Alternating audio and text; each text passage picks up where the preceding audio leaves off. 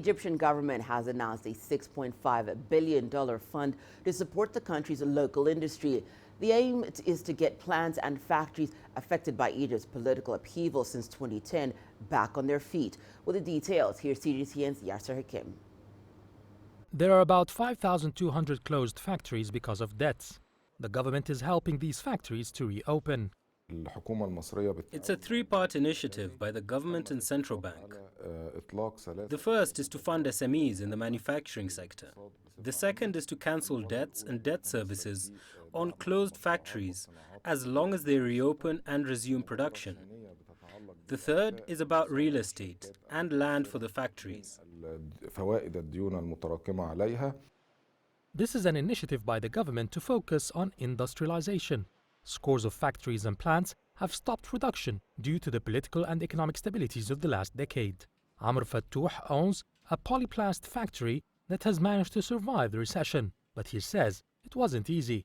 There were many problems facing businesses. It started with the two uprising and their fallout, then the burdens of economic reforms, also the devaluation of the Egyptian pound. It was tough at the beginning.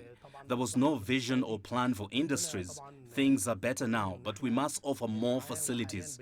Why should a businessman pay huge tariffs on purchasing equipment for his factory? He should be encouraged to import materials for production. The bureaucracy is a stumbling block too. It must be abolished so the producer and the state can benefit. The government has allocated $6.5 billion for this plan. Imagine 5,000 products that you can produce instead of importing. We have to support these companies. We should also protect the ones that are already operating to ensure they are sustaining any difficulties. This will encourage other foreign businessmen to invest in the country. This week, the central bank has shelled out $2 billion to pay off debts and interests on over 5,000 factories.